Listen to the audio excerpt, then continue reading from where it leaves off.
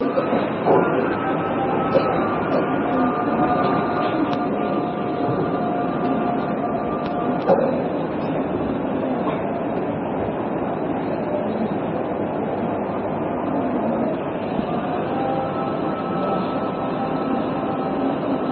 الحمد لله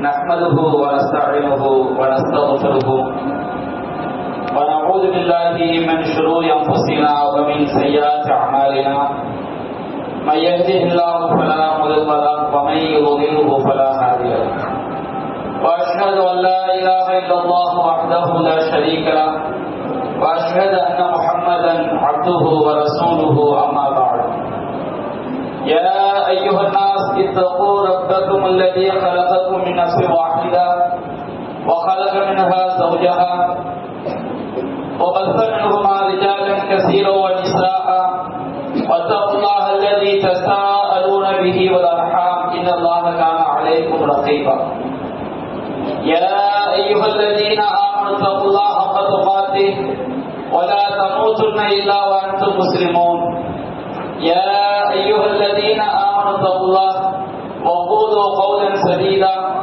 يصلح لكم أعمالكم ويغفر لكم ذنوبكم ومن يطع الله ورسوله فقد فاز فوزا عظيما إن أصدق الحديث كتاب الله وخير الهدي هدي محمد وشر الأمور محدثاتها وكل محدثة بدعة وكل بدعة ضلالة وكل ضلالة في النار. அளவிலா அருளாளனும் நிகரிலா பேரன்புடையவனுமாகிய எல்லா வல்ல அல்லாஹ்வின் திருப்பெயரால் ஆரம்பம் செய்கிறேன்.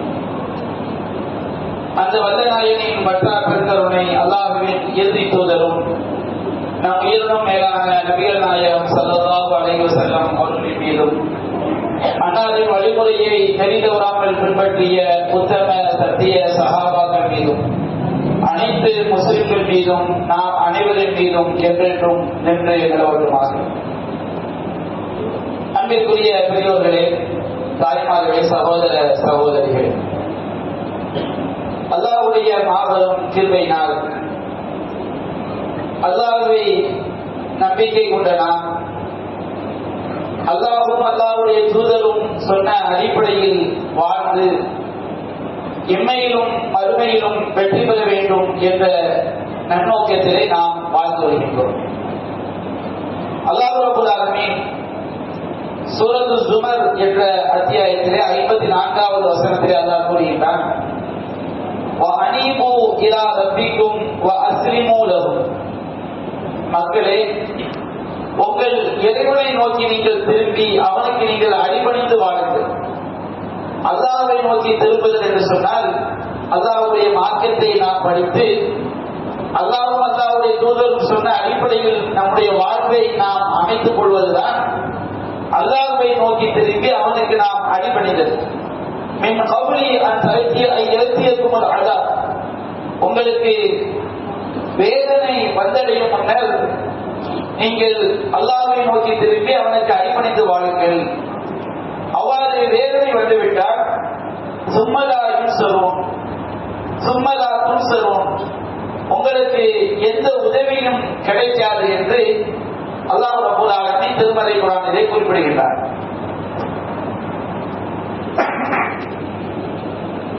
அல்லாஹ் ரப்பல் ஆலமீன் திருமறை குர்ஆனிலே சொல்லி காட்டுகின்றார்.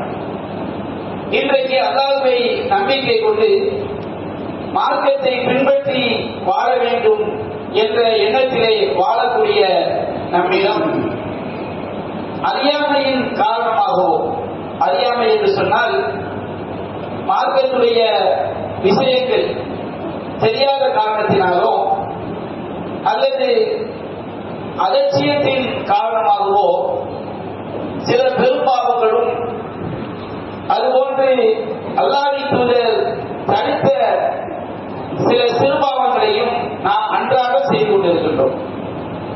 பொதுவாக உலகத்தில் வாழக்கூடிய மக்களிடம் மார்க்கம் தடுத்த ஏராளமான பெரும்பாவங்கள் நிறைந்து காணப்படும். இணை வைப்பார்கள், வட்டி வாங்குவார்கள், விபச்சாரம் செய்வார்கள், லஞ்சம் வாங்குவார்கள், மோசடி செய்வார்கள், அடுத்தவனுடைய மானத்திலே விளையாடுவார்கள். இப்படி உலகத்தில் மார்க்கம் தடுத்த ஏராளமான பாவங்களை அதிகமான மனிதர்கள் செய்து கொண்டிருப்பார்கள். முஸ்லிம்களை எடுத்துக்கொண்டால் மார்க்கத்தை அறியாத முஸ்லிம்களும் ஏராளமான மார்க்கம் தடுத்த பல பாவங்களை செய்து கொண்டிருப்பார்கள். இன்றைய ஜும்மா உரையிலே நாம் பார்க்கவிருப்பது அல்லாஹ்வை நம்பிக்கை கொண்டு அல்லாஹ்வுக்கு இணை வைக்க கூடாது என்பதை நம்பிக்கை கொண்ட மக்கள் அறியாமையினாலோ அலட்சியத்தினாலோ சில பெரும்பாவங்களையும் அல்லாஹ்வின் தூதர் தடுத்த பல காரியங்களையும் நாம் அன்றாடம் செய்து கொண்டிருக்கின்றோம். அதை ஏராளமாக சொல்லிக் கொண்டே போகலாம். அவற்றில் சில முக்கியமான விஷயங்களை மட்டும் நாம் இந்த ஜும்மா உரையிலே தெரிந்து கொள்ள இருக்கின்றோம். அதில் மிகப்பெரிய ஒரு பாவம் எதுவென்று சொன்னார். நாம் கேலியாக கிண்டலாக காமெடியாக பேசக்கூடிய தன்மை நம்மில் இருக்கிறது. அப்படி பேசும் பொழுது அல்லாஹ்வுடைய வசனங்களையும் இறை தூதருடைய போதனைகளையும் வைத்து கேலி கிண்டல் செய்வது என்பது அது மிகப்பெரிய பாவம் என்பது அதிகமான ஏகத்துவவாதிகள் நாம் உணராமல் இருக்கின்றோம். அது எந்த அளவுக்கு மிகப்பெரிய பாவம் என்று சொன்னால் இஸ்லாத்தை விட்டு வெளியேற்றக்கூடிய மிக பயங்கரமான ஒரு பாவம். நபிகள் நாயகம் ஸல்லல்லாஹு அலைஹி வஸல்லம் காலகட்டத்திலே முனாஃபிகீன்கள் தனியாக கூடி இருக்கும் பொழுது திருமறை குர்ஆனுடைய வசனங்களை வைத்து அல்லாஹ்வின் தூதருடைய போதனைகளை தங்களுக்குள் கேலியாகவும் கிண்டலாகவும் பேசிக் கொள்வார்கள். இதை பற்றி அல்லாஹ் ரப்பல் ஆலமீன் 9வது அத்தியாயம் 65வது வசனத்திலே அல்லாஹ் கூறுகிறார், வலையில் சலத்தவும் நபி அந்த முனாஃபிகீன்களிடம் சென்று அல்லாஹ்வுடைய வசனத்தை வைத்து நீங்கள் கேலி செய்கிறீர்களே, இறை தூதருடைய போதனைகளை கேலி செய்கிறீர்களே, இதற்குரிய காரணம் என்னவென்று கேட்டால் அவர்கள் கூறுவார்கள், இன்னமா குன்னா நஹூதுவதலாம், நாங்கள் வேடிக்கையாகவும் விளையாட்டாகவும் பொழுதுபோக்காகவும் நாங்கள் அவ்வாறு செய்தோம். நாங்கள் சொல்ற மாதிரி ஒரு காமெடிக்காக டைம் பாஸுக்காக நாங்கள் இவ்வாறு செய்தோம் என்று அந்த முனாஃபிகீன்கள் பதில் சொன்னார்கள். அப்போது அல்லாஹ் நபிகள் நாயகத்தின் மூலமாக கேட்க சொல்லிட்டார், நபியன்கள் புல் நீங்கள் கேளுங்கள், பில்லாஹி வ பிஆயாத்திஹி வ ரசூலிஹி குன்தும் தஸ்தஹ்சிஊன், அல்லாஹ்வை கொண்டும் அல்லாஹ்வுடைய வசனங்களை கொண்டும் அவருடைய தூதரை கொண்டுமா நீங்கள் பரிகாசம் செய்து கொண்டிருக்கிறீர்கள்? நீங்கள் இந்த அல்லாஹ்வையும் அல்லாஹ்வுடைய வசனங்களையும் அல்லாஹ்வுடைய தூதரையுமா நீங்கள் கேலி போட்டாக்கிறீர்கள்? லா தஅத்ததிரு, நீங்கள் எந்த காரணமும் நீங்கள் சொல்லாதீர்கள். கல் கஃபர்து பஅத ஈமானிக்கும், நீங்கள் இறை நம்பிக்கை கொண்ட பிறகு நீங்கள் காஃபிர்களாக இறை மறுப்பாளர்களாக ஆகிவிட்டீர்கள் என்று அல்லாஹ் ரப்பல் ஆலமீன் இறைவனுடைய வசனங்களையும் அல்லாஹ்வையும் இறை தூதரையும் வைத்து கேலி கிண்டல் செய்து கொண்டிருந்த முனாஃபிகீன்களை பற்றி அல்லாஹ் குறிப்பிடுகிறார். அப்ப அல்லாஹ்வுடைய வசனங்களை வைத்து நாம ஒரு கேலியாக கிண்டலாக பேசும் பொழுது அந்த கேலி கிண்டலுக்கு அல்லாஹ்வுடைய வசனங்களை உதாரணம் காட்டுவது, நபிகள் நாயகத்துடைய நபிமொழிகளை வைத்து நமக்குள் நாம் கேலி கிண்டல் செய்வது, அல்லாஹ்வை வைத்து நாம் கேலி கிண்டல் செய்வது என்பது மிகப்பெரிய பாவம். அதை ஒருவன் தெரிந்தே செய்தால் அது இஸ்லாத்தை விட்டு வெளியேற்றக்கூடிய பாவம் என்பதை நாம் விளங்கிக் கொள்ள வேண்டும். எனவே அன்றாடம் நம்முடைய பேச்சுக்களை இன்னும் சொல்ல போனால் ஆதிகளுடைய பயான்களில் கூட நாம கூட அறியாமல் செய்திருப்போம், அல்லாஹ் காப்பாற்ற வேண்டும். ஆதிகளுடைய பயான்களிலும் கூட இறை வசனங்களை வைத்து கேலியாக பேசக்கூடிய தன்மையை பார்க்கிறோம்.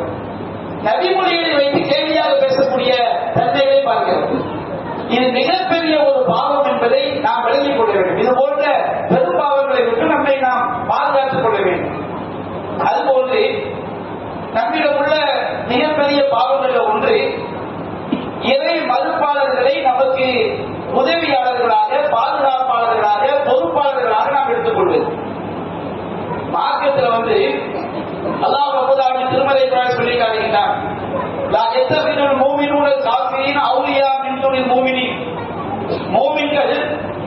மூமின்களை விட்டுவிட்டு காஃபிர்களை பொறுப்பாளர்களாக எடுத்துக்கொள்ளக் கூடாது. மார்க்கத்தில் எதுவெல்லாம் நமக்கு திருமணத்திற்கு வழி அவசியம் என்று சொல்லப்பட்டிருக்கிறது, இன்னும் பல்வேறு காரியங்களுக்கு பொறுப்பாளர் அவசியம் என்று மார்க்கத்தில் சொல்லப்பட்டிருக்கிறது. மூமின்களைத்தான் பொறுப்பாளர்களாக எடுத்துக்கொள்ள வேண்டும். காஃபிர்களை அவர்கள் பொறுப்பாளர்களாக எடுத்துக்கொள்ளக் கூடாது. எப்பொழுது ஒருவனுக்கு ஒரு தற்காப்புக்காக நிர்பந்த சூழலில் ஒரு காஃபிரிடம் பாதுகாப்பு பெற்றால்தான் நம்மை பாதுகாத்துக் கொள்ள முடியும் என்கிற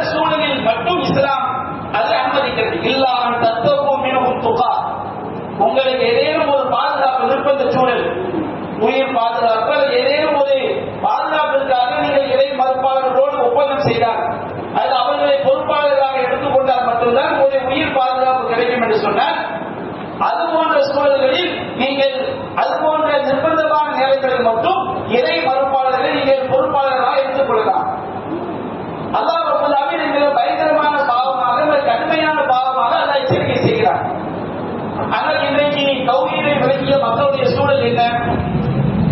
எவர்கள் இறை மறுப்பாளர் என்று 100% தெரியுமோ, ஒரு அரசியல் கட்சியுடைய தலைவராக இருக்கலாம் அல்லது வேறு ஏதாவது ஒரு பொறுப்பில் இருக்கலாம், இவர்கள் தான் நம்மை பாதுகாக்கக்கூடியவர்களை போன்று, இவர்கள் தான் நம்முடைய உயிருக்கு பாதுகாப்பு என்பதை போன்று அவர்களை தங்களுடைய பாதுகாவலர்களாக, நேசர்களாக ஈமான் கொண்ட பிறகு அவர்களுக்காக இவர்கள் சண்டையிட்டுக் கொள்ளக்கூடியவர்கள் என்பதை பார்க்கிறோம். மிகப்பெரிய ஒரு அறியாமையில் அதிகமான மக்கள் மூழ்கி இருக்கிறார்கள். எவனாவது ஒரு கூட்டாளி புதிதாக கட்சி தொடங்குவான், அவனை வைத்துக் கொண்டு இவன் வந்துவிட்டால் இது அழிந்து விடுமா, அவன் வந்துவிட்டால் இது போய்விடுமா என்று ஏதோ அவர்கள் தான் நம்மை பாதுகாக்கக்கூடியவரை போன்று, அவர்கள் இல்லாவிட்டால் முஸ்லிம்களுக்கு யாரும் பாதுகாப்பு இல்லை என்பதை போன்று ஈமான்தாரிகள் தன்னுடைய முகமீன்கள் தங்களுக்கு மத்திய எத்தகைய நேசத்தை காட்ட வேண்டும், எத்தகைய அன்போடு இருக்க வேண்டும். ஒரு மூமின் இன்னொரு மூமினை 3 நாளைக்கு மேல் பகைப்பது கூடாது. ஒரு மூமின் இன்னொரு மூமினுக்கு ஒரு கட்டணத்தை போன்றவன், ஒரு மூமின் இன்னொரு மூமினுக்கு ஒரு உடலை போன்றவன் என்பதையெல்லாம் மறந்து, மார்க்கத்துடைய சட்டத்திட்டங்களை மறந்து, மார்க்கத்துடைய வழிகாட்டுதல்களை மறந்து, இவர்கள் யாரை எந்த காப்பிரிகளை இவர்கள் பொறுப்பாளர்களாக ஆக்கி வைத்திருக்கிறார்களோ அந்த தலைவர்களுக்காக பகைத்துக் கொள்ளக்கூடிய, மார்க்கத்தை விட அவர்களுக்கு முக்கியத்துவம் கொடுக்கக்கூடிய காட்சியை பார்க்கிறோம். எல்லா நேரங்களிலும் அவர்களுக்காக களமாடக்கூடிய, அவர்களுக்காக வாதாடக்கூடிய மக்களாக, அவர்களுக்காக பேசக்கூடியவர்களாக என்பதை பார்க்கிறோம்.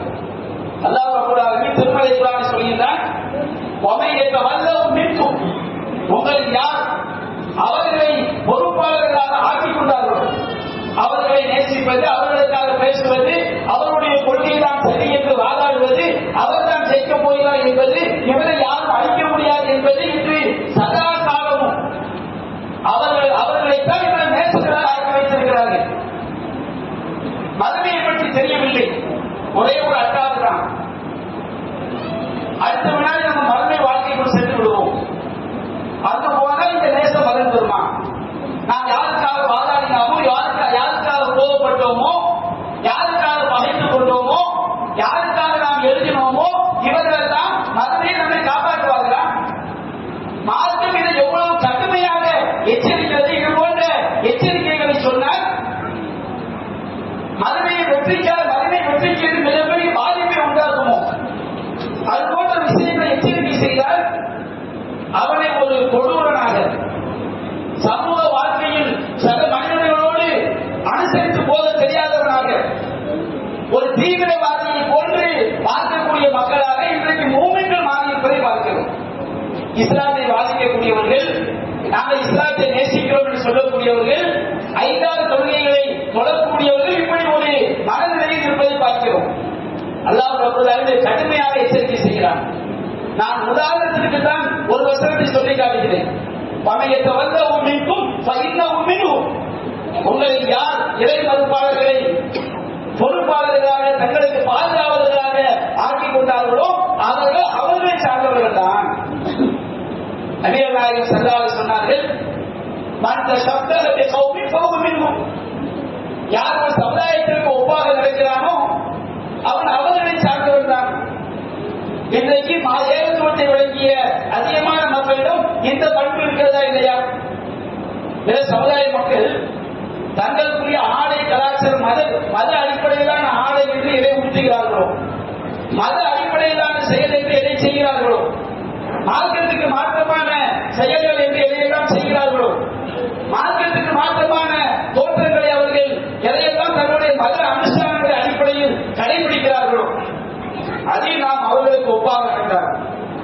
அவர்களுடைய பண்டிகைகளை நாம் கொண்டாடினார். அவர்கள் தன்னுடைய மார்க்கத்திற்கு மாற்றமான பண்டிகைகளை கொண்டாடுவதற்கு நாம் உதவியாக இருந்தார்.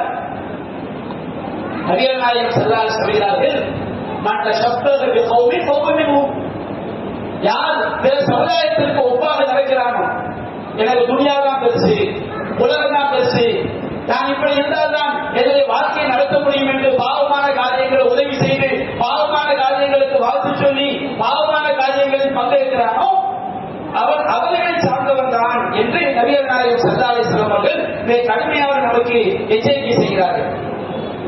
அதுபோன்று நாம் எல்லோருமே செய்யக்கூடிய, அல்லாஹ் காப்பாற்ற வேண்டும், நம்முடைய உள்ளத்தை அது போன்ற பாவங்களை விட்டு வெறுக்கக்கூடிய உள்ளமாக அல்லாஹ் மாற்ற வேண்டும். அல்லாஹ்விடம் நாம் அதிகம் சரணடைய வேண்டும்.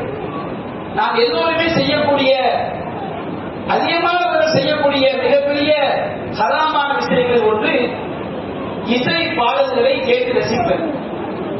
மார்க்கத்தில் கவிதையை ரசிப்பது, ஒரு மனிதர் தனிப்பட்ட முறையில் கூட்டாக இல்லாமல் கவிதையை ஒருவர் படிக்கிறார், ஒரு பாடலை ஒருவர் படிக்கிறார், அதை ரசிப்பது மார்க்கத்தில் தடை செய்யப்பட்டது அல்ல. கூட்டாக சேர்ந்து பாடல்களை படிப்பது, இசை கல்விகளோடு பாடல்களை படிப்பது, அது ஒரு வணக்கமாக கருதுவது, அதை ஒரு புனிதமாக நினைப்பது, இது இஸ்லாம் தடுத்த ஒன்று. நபிகள் நாயகம் ஸல்லல்லாஹு அலைஹி வஸல்லம் சொன்னார்கள், எத்தகைய ஜௌஃப் அகதிக்கும் கைகள் கைவுள்ளவும் எத்தகைய செயலும். உங்களில் ஒருவருடைய உள்ளம் கவிதைகளால் நிரம்பி இருப்பதை விட, கேடு கெட்ட கவிதைகளால் நிரம்பி இருப்பதை விட சீர் ஸ்தலத்தால் நிரம்பி இருப்பது சிறந்தது சொன்னாங்க. அல்லாஹ் காப்பாற்றணும். இன்னைக்கு நம்ம குர்ஆன் வசனங்கள் தெரியுமோ தெரியாதோ, ஹதீஸ்கள் உள்ளத்துல இருக்குமோ தெரியுமோ தெரியாதோ, ஆனா அதிகமானவர்களுக்கு சினிமா பாடல்கள், கேடு கெட்ட பாடல்கள் நம்முடைய உள்ளங்களில் நிறைந்திருப்பதை பார்க்கிறோம். அல்லாஹ் காப்பாற்ற வேண்டும். நபிகள் நாயகம் ஸல்லல்லாஹு அலைஹி வஸல்லம் சொன்னார்கள், பையத்திலே பதிவு செய்யப்பட்டிருக்கிறது, யகூனன்ன மின் உம்மத்தி ஃபீ உம்மத்தி அக்வாமுன், என்னுடைய உம்மத்திலே பல கூட்டங்கள் தோன்றுவார்கள். அந்த கூட்டங்கள் என்ன செய்வார்கள்? யஸ்தஹில்லூனல் ஹஸ்ஸ வல் ஹரீர வல் ஹம்ர வல் மஆசி, அவர்கள் விபச்சாரத்தையும் பட்டாடையையும் மதுவையும் இசை கல்விகளையும் ஹலால் என்று ஆக்குவார்கள். நபிகள் நாயகம் ஸல்லல்லாஹு அலைஹி வஸல்லம் அவர்கள் இசை கல்விகளை ஏதோ ஒப்பாக்கி சொல்கிறார்கள். விபச்சாரத்தோடும் பட்டாடையோடும் மதுவோடும் இசை கல்விகளை இஸ்லாம் ஒப்பாக்கி சொல்கிறது. நபிகள் நாயகம் ஸல்லல்லாஹு அலைஹி வஸல்லம் காலகட்டத்தில் பெருநாள் தினத்தில் மட்டும் அல்லாஹ்வின் தூதர் சில சிறுமிகள் இசை அடித்து தப்பு அடித்து அவர்கள் பாட்டுகளை படிப்பதற்கு பெருநாள் தினத்தில் மட்டும் அனுமதித்துள்ளார்கள். அப்பொழுது அபூபக்கர் சித்திக் ரலியல்லாஹு அன்ஹு கேட்டார்கள், அல்லாஹ்வுடைய தூதரின் வீட்டில் ஷைத்தானுடைய கருவிகளா என்று கேட்கும் பொழுது நபிகள் நாயகம் அவை ஷைத்தானுடைய கருவிகள் என்பதை மறுக்கவில்லை. இன்றைக்கு அவருடைய பெருநாள், இன்றைக்கு விட்டுவிடுங்க, பெருநாள் ஒரு நாளுக்கு மட்டும் தப்படிப்பதை இஸ்லாம் என்ன செய்கிறது? 2 பெருநாட்களுக்கு அனுமதித்திருக்கிறது. அப்ப இது போன்ற சில விதிவிலக்கான விஷயங்களை தவிர இசை கருவிகளை வைத்து டான்ஸ் ஆடுவது, பாட்டு படிப்பது, கூத்தடிப்பது இன்றைக்கு அதிகமான ஈமான்தார்கள் இதை ஒரு பாவமாகவே நாம் கருதுவதில்லை. ஆனால் நபிகள் நாயகம் ஸல்லல்லாஹு அலைஹி வஸல்லம் அவர்கள் அதை எவ்வளவு பெரிய பாவமாக ஹராமாக நமக்கு எச்சரிக்கை செய்கிறார் என்பதை நாம் சற்று சிந்திக்க கடமைப்பட்டிருக்கிறோம். அதுபோன்று தௌஹீதை விளங்கிய பலர், மார்க்கத்தை விளங்கிய பலர் செய்யக்கூடிய ஹராமான காரியங்கள் ஒன்று தாடிகளை மடிப்பது, தாடி வைக்காமல் இருப்பது. நபிகள் நாயகம் ஸல்லல்லாஹு அலைஹி வஸல்லம் சொன்னார்கள், சஹீஹுல் புகாரியிலே 5892வது செய்தியாக பதிவு செய்யப்பட்டிருக்கிறது, ஹாரிஃபுல் முஷ்ரிகீன். நபிகள் நாயகம் சொன்னார்கள், இணை வைப்பாளர்களுக்கு நீங்கள் மாறு செய்யுங்கள். நபிகள் நாயகம் காலத்துல இணை வைப்பாளர்கள் அவர்கள் தாடி வைப்பது கிடையாது. இணை வைப்பாளர்கள் நீங்கள் மாறு செய்யுங்கள். தாடியை நீங்கள் முழுமையாக வையுங்கள். தாடி என்று சொன்னால் நம்முடைய 2 தாடைகள், கன்னங்கள், இவற்றை வளரக்கூடிய முடிகளுக்கு பேர் தான் தாடி என்று சொல்லப்படும். தாடியை நீங்கள் முழுமையாக வையுங்கள். மீசையை நீங்கள் கட்டறியுங்கள் என்று நபிகள் நாயகம் ஸல்லல்லாஹு அலைஹி வஸல்லம் சொன்னார்கள். இறை மறுப்பாளர்களை போன்று கடா மீசை வைப்பது, பெரிய அளவுக்கு மீசையை நீட்டமாக வைப்பது, இவையெல்லாம் மார்க்கம் அனுமதித்த ஒன்று. நீங்க தாடியை மடிப்பது இஸ்லாம் ஹராமாக்குகிறது. தாடியை மடிக்காதீங்க, தாடியை முழுமையாக நீங்கள் வையுங்கள், மீசையை கட்டளைகள் என்று நபிகள் நாயகம் ஸல்லல்லாஹு அலைஹி வஸல்லம் சொல்லி காட்டுறாங்க. ஆனால் அல்லாஹ்வுடைய தூதருடைய உத்தரவுக்கு மாற்றமாக அதிகமான முஸ்லிம்கள், இன்றைக்கு அதிகமான முஸ்லிம்கள், மார்க்கத்தை தெரிந்தவர்கள் தாடி என்ற அந்த சுன்னாவை வேறாமல் முழுமையாக மடிக்கக்கூடிய ஹராமை செய்வதை நாம் பார்க்கிறோம். சில நிர்பந்தங்கள் சொல்கிறார்கள்.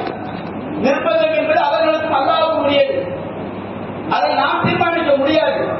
உண்மையிலே நிர்பந்தமாக இருந்தால் அல்லாஹ்வை மன்னிக்கக்கூடியவர். ஆனால் ஹராம் என்பதை நாம் விளங்கிக் கொள்ள வேண்டும். அதே போன்று மார்க்கத்தை தெரிந்த சில ஆண்கள் செய்கிறார்கள், தங்க நகைகளை அணிவதை பார்க்கிறோம். தங்க மோதிரம் போடுறது, தங்க செய்த போட்டுக்கொண்டு அணிவது, போட்டுக்கொண்டு அலைவது, இது அவர்களுக்கு தெரியும். இஸ்லாம் தடுத்தது என்று தெரியும். எல்லாரும் பகிரங்கமாக அந்த பாவத்தை செய்யக்கூடிய மக்களாக இருக்கிறார்கள். நபிகள் நாயகம் ஸல்லல்லாஹு அலைஹி வஸல்லம் அவருடைய காலத்திலே சஹீஹ் முஸ்லிமில் பதிவு செய்யப்பட்டிருக்கிறது. அல்லாஹ்வின் தூதர் ஒரு மனிதரை பார்க்கிறார்கள். அவருடைய கையில் ஒரு தங்க மோதிரத்தை மாட்டியிருக்கிறார். நபிகள் நாயகம் ஸல்லல்லாஹு அலைஹி வஸல்லம் அவர்கள் தங்க மோதிரத்தை கலட்டி அதை வீசி எறிகிறார்கள். வீசி எறிந்துவிட்டு சொன்னார்கள், உங்களில் ஒருவர் யஅமிது அஹதுக்கும் இலா தம்ரத்தின் மின்னார் ஃபயஜஅலுஹா ஃபீ யதிஹி, உங்களில் ஒருவர் நெருப்பு கங்கை எடுத்து அதை தன்னுடைய கையில் வைத்துக் கொள்வாரா? என்ன செய்கிறாரா? தங்க மோதிரத்தை நீங்கள் மாற்றுவது எதற்கு நிகரானது? நெருப்பு கங்கை எடுத்து உங்கள் கைகளில் நீங்கள் வைத்துக் கொள்வது இதை விட சிறந்ததாகும். அவ்வளவு பெரிய கேட்டை இது மறுமையில் உண்டாகும். நம்முடைய மார்க்கத்தில் ஆண்கள் தங்க நகைகளை அணிவது தடை செய்யப்பட்டிருக்கிறது. நபிகள் நாயகம் ஸல்லல்லாஹு அலைஹி வஸல்லம் அவர்கள் அவ்வளவு கடுமையாக அதை கண்டிக்கிறார்கள். நபிகள் நாயகம் சென்ற பிறகு இன்னொரு நபித்தோடு சொல்கிறார், அதை அணிவதுதான் ஹராம், அதை எடுத்து நீ விட்டு அதை பயன்படுத்திக் கொள்ள சொல்லும் பொழுது அந்த நபித்தோடு சொன்னார், அல்லாஹ்வின் தூதர் தூக்கி எறிந்த ஒன்றை நான் மீண்டும் எடுக்க மாட்டேன் என்று விலகிக் கொண்டார். இன்றைக்கு நம்முடைய அன்றாட வாழ்க்கையில பாருங்க, எவ்வளவு பேர் நாம தங்க நகைகளை, தங்க ஆபரணங்களை ஆண்கள் அணிய வேண்டும் என்று ஆவலோடு இருக்கக்கூடிய பல்வேறு செய்திகளை, பல்வேறு சம்பவம் நாம் பார்க்கிறோம். அப்ப இது ஒரு ஹராம் என்பதை நாம் விளங்கிக் கொள்ள வேண்டும். அதுபோன்று மார்க்கத்தை விளங்கிய பலர், ஏகத்துவத்தை விளங்கிய பலர் செய்யக்கூடிய ஒரு கேடுகட்ட ஹராமான காரியம் என்று சொன்னால் புகை பிடிப்பது. மது அருந்துதல் போன்ற பெரும்பாவங்களை அதிகமாக தவிர்த்துக் கொள்கிறார்கள். ஆனால் பலர் செய்யக்கூடிய பெரும்பாவம் என்று சொன்னால் இந்த பீடி சிகரெட். சிலர் 40 ஆண்டுகள் 50 ஆண்டுகள் தொடர்ச்சியாக புகைத்து ஒரு வருஷம் பீடியை விட்டுட்டா நம்ம கேன்சர் வராமல் இருந்துருமா? கேன்சர் ஒரு நோய். நீங்க ஒரு 10 ஆண்டு 15 ஆண்டு பிடித்தாலே கேன்சர் வருவதற்கு அதிக வாய்ப்பு வந்திருக்கிறது. சரி, ஒருவருக்கு ஒரு கேன்சர் வீட்டில் வந்து வச்சுக்காங்க, நோய் வரக்கூடியது எல்லாமே அல்லாஹ்வுடைய வெளிப்படை நோய் ஏற்படும். ஆனால் இந்த கேன்சர் நோயால் பாதிக்கப்படக்கூடிய அதிகமான நபர்கள் இந்த பீடி சிகரெட், போயில இந்த மாதிரி போதை வசதிகளை பயன்படுத்துவதாக இருக்கிறாங்க. நோக்கு தரவும் என்ன செய்யறாங்க? பீடியை இருக்கிறாங்க, சிகரெட்டை குடிக்கிறாங்க. அவருடைய குடும்பத்துக்கு எவ்வளவு பாதிப்பு, அவருடைய உடலுக்கு எவ்வளவு பாதிப்பு. அந்த நோய் வந்த பிறகு அவர்கள் கதறக்கூடிய கதறல், போடக்கூடிய கூச்சல், இதையெல்லாம் நீங்கள் பாவமான காரியங்களை செய்து கொண்டிருந்த காலகட்டத்தில் அந்த தெப்ப 40 வயசு 45 வயசு சிகரெட்டை குடிச்சுக்கிட்டு இதெல்லாம் குடிக்காதீங்க. மார்க்கம் தடுத்திருக்கிறது. உடலுக்கு கேடு ஒருபுறம் இருக்கட்டும், மார்க்கம் தடுத்திருக்கிறது. இப்படி செய்வது கூடாது சொல்லும் பொழுது அவருக்கு வரக்கூடிய ஆத்திரம் என்ன, கோபம் என்ன, சொல்லக்கூடிய மக்களை பார்க்கக்கூடிய பார்வை என்ன, பேசக்கூடிய பேச்சு என்ன, சுபானத்தை அல்லாஹ் காப்பாற்றணும். தனக்கென்று ஒரு பாதிப்பு வந்து உடல் நோயால் வாழும் பொழுது துன்பத்திற்குள்ளாகும் போது அவர் கதறக்கூடிய கதறதை பார்க்கிறோம். நோய் வந்த பிறகு, ஆபத்து வந்த பிறகு கதறி என்ன குறையத்தனம் இருக்கிறது? இந்த பீடி சிகரெட் என்பது பல வகைகளில் மார்க்கத்திற்கு எதிரானது. திருமலை அல்லாஹ் சொல்கிறார், வலா தக்துலு அன்ஃபுஸக்கும், உங்களை நீங்களே மாய்த்துக் கொள்ளாதீர்கள். நம்முடைய மார்க்கத்தில் நமக்கு எது கேடு உண்டாக்குமோ அத்தகைய செயலை நாம் செய்யக்கூடாது. இது மார்க்கம் தடுத்து வைக்கிறது, அல்லாஹ் தடுத்திருக்கிறான். ஒரு ஆளுக்கு வந்து சக்கரை வியாதி வந்துருச்சு. சக்கரை வியாதி வந்தா நீ சீனியை குறைக்கணும். உனக்கு கேடு தரக்கூடிய காரியத்தை நீ செய்யக்கூடாது. உனக்கு ரத்த கொதிப்பு வந்து விட்டால் நீ உப்பு போடாம சாப்பிட வேண்டும். உனக்கு கேடு தரக்கூடிய உப்பு போட்டு சாப்பிட்டா உனக்கு ஒரு கேடு. உங்கள் கைகளை நீங்களே நாசத்தின் பக்கம் போடாதீர்கள் என்று அல்லாஹ் சொல்லி காட்டுகிறார். அப்ப இது நமக்கு நாமே கேடு உண்டாக்கக்கூடிய அறிவுகள் பீடி சிகரெட் என்பது. அது மட்டுமல்ல, நபிகள் நாயகம் சொன்னார்கள், மண் கதற நஷ்டமும் விஷயம் புத்திமதியை யோகம் செய்யாமா. எவர் ஒருவன் ஏதாவது ஒன்றை கொண்டு தன்னையே மாய்த்துக் கொள்கிறான், அவன் அதன் மூலமாக மறுமையை வேலை செய்யப்படுவான். இந்த பீடி சிகரெட் குடிக்கக்கூடிய ஆட்கள் அல்லாஹ் தௌபா செஞ்சா தான் மன்னிக்கக்கூடியவன். தௌபா செய்யா மௌத்தாயிதான் வச்சிருக்க. பீடி குடிச்சுக்கிட்டே போதாது, கடுமையா நோய் வந்துருச்சு, தௌபா செய்யாமலே மௌத்தாயிட்டாரு. இப்ப நபியா சொல்றாங்க, நீ ஒரு பாவமான காரியத்தை செய்து உன்னையே மாய்த்துக் கொள்ளக்கூடிய காரியத்தை செய்து அதன் காரணமாகவே நீ மரணித்தால் மறுமை நல்ல ஒரு கதாட்டம் வேலை செய்யப்படும். தற்கொலைக்கு எதிரான செய்தியாகவும் இருக்கிறது. நம்மை நாமே மாய்த்துக் கொள்ளக்கூடாது, நம்ம கேட்டு தரக்கூடிய காரியங்களை செய்யக்கூடாது என்பதற்கு எதிராக நபிமொழி இருப்பதை பார்க்கிறோம். அடுத்து நபிகள் நாயகம் ஸல்லல்லாஹு அலைஹி வஸல்லம் திருமலை சொல்லி காட்டுகிறார், குலு வஷ்ரபு, நீங்கள் சாப்பிடுங்க, பருகுங்க. அல்லாஹ் ஹலாலான எல்லா உணவையும் நம்ம சாப்பிடலாம், அல்லாஹ் ஹலாலாகிற எல்லா பாகங்களையும் நாம் குடிக்கலாம். வலா துஸ்ரிஃபு, வீண் விரயம் செய்யாதீர்கள். இன்னல்லாஹ லா யுஹிப்புல் முஸ்ரிஃபீன், வீண் விரயம் செய்யக்கூடியவர்களை அல்லாஹ் நேசிக்க மாட்டான்.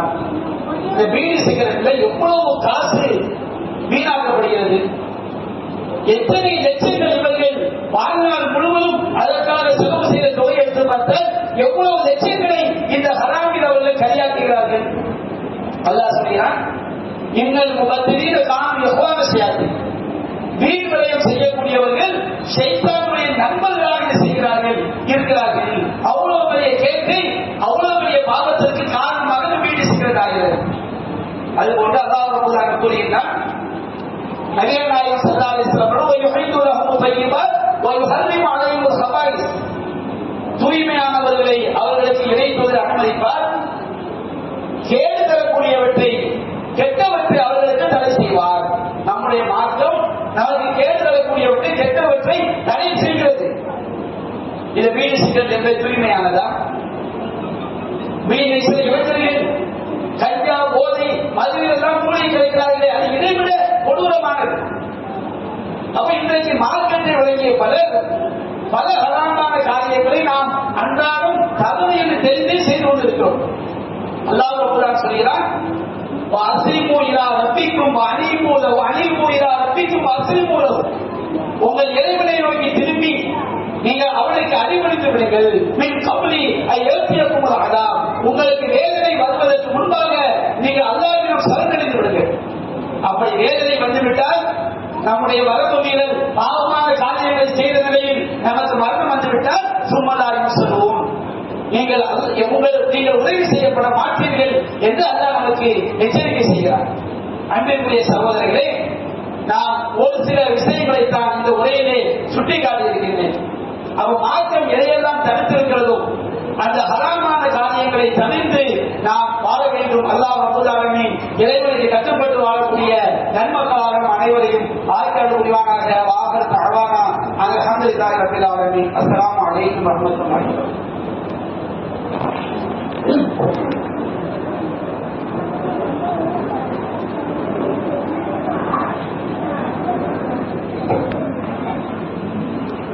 அல்ஹம்துலில்லாஹி ரப்பில் ஆலமீன். அன்பிற்குரிய சகோதரர்களே, நமக்கு மத்தியிலே அல்லாஹ்வின் தூதர் தடை செய்த பல காரியங்களை நாம் அறியாமையின் காரணமாகவோ அல்லது அலட்சியத்தினாகவோ செய்து கொண்டிருக்கிறோம். அப்படிப்பட்ட சில காரியங்களை நான் ஹதீஸ்களில் ஒவ்வொன்றுக்கும் ஆதாரம் இருக்கிறது, நான் சுருக்கமாக சொல்லி காட்டுகிறேன். அதுல ஒரு விஷயம் என்னவென்று சொன்னால், மார்க்கம் தெரிந்த பல பெண்களிலும் ஒட்டுமுடி வைக்கக்கூடிய கலாச்சாரம் இருக்கிறது. இந்த ஒட்டுமுடி என்பது நபிகள் நாயகம் ஸல்லல்லாஹு அலைஹி வஸல்லம் அவர்கள் சபித்த ஒரு காரியம், மார்க்கம் தடுத்த ஒரு காரியம். ஒட்டுமுடி வைப்பது, புருவ மயிர்களை மடிப்பது, பற்களுக்கு மத்தியிலே இடைவெளி ஏற்படுத்துவது, இவையெல்லாம் மார்க்கம் தடுத்த காரியங்கள். இவற்றை பலரும் இவை ஹராம் என்று தெரியாமலேயே செய்து கொண்டிருப்பதை பார்க்கிறோம். அதுபோன்று நபிகள் நாயகம் ஸல்லல்லாஹு அலைஹி வஸல்லம் அவர்கள் நம்மை நாம் அலங்கரித்துக் கொள்வது மார்க்கத்தில் அனுமதிக்கப்பட்டு எல்லா தூய்மையா இருக்கும், அலங்காரமாக இருக்க வேண்டும். நம்மை நாம் அலங்கரித்துக் கொள்வது மார்க்கத்தில் இருக்கு. அதே நேரத்தில் எந்நேரமும் எல்லா நேரத்திலும் அலங்காரத்துக்கு மட்டுமே முக்கியத்துவம் கொடுத்து கொண்டே இருப்பது. எப்போதும் செய்வது கண்ணாடியை பார்த்துக்கிட்டே இருக்கிறது, தலை சீவி கொண்டே இருப்பது, பவுடர் பூசிக்கொண்டே இருப்பது, எனி டைம் என்ன செய்வது. எல்லா நாள் நபிகள் நாயகம் ஸல்லல்லாஹு அலைஹி சொல்கிறார்கள், அல்லாஹ்வின் தூதர் நபி ரசூலுல்லாஹி ஸல்லல்லாஹு அலைஹி வஸல்லம் ஐயம்தஷித் அஹதுனா குல்லையும், நாள் முழுவதும் எப்பொழுது பார்த்தாலும் தலை சீவிக்கிட்டே இருக்கிறது, பவுடர் போட்டுக்கிட்டே இருக்கிறது, நம்முடைய ஆளை கசக்கிட்டு பார்த்துக்கிட்டே இருக்கிறது. இந்த மாதிரி அதை மட்டுமே கவனம் செலுத்தி அதில் மட்டுமே நம்முடைய வாழ்க்கையாக கொண்டு செல்லக்கூடிய ஆண்கள் பெண்கள், இதை இஸ்லாம் கருத்து. அப்படி இருக்கக்கூடாது. அதற்காக நாம் அலங்கரித்துக் கொள்ளக்கூடாது என்று விளங்கிக் கொள்ளக்கூடாது. அதற்கான ஆடை அணிய வேண்டும் என்று விளங்கிக் கொள்ளக்கூடாது. எனி டைம் அதிலேயே பூலியை கிடப்பது, அலங்காரத்துக்கு மட்டுமே முக்கியத்துவம் கொடுப்பது, இதை இஸ்லாம் செய்ய நபிகள் நாயகம் ஸல்லல்லாஹு அலைஹி வஸல்லம் தடுத்திருக்கிறார். அப்படி நாம் ஏதாவது குடிக்கும் பொழுது பாத்திரத்திற்குள் மூச்சு விட்டு குடிப்பதை இஸ்லாம் தடுத்திருக்கிறது.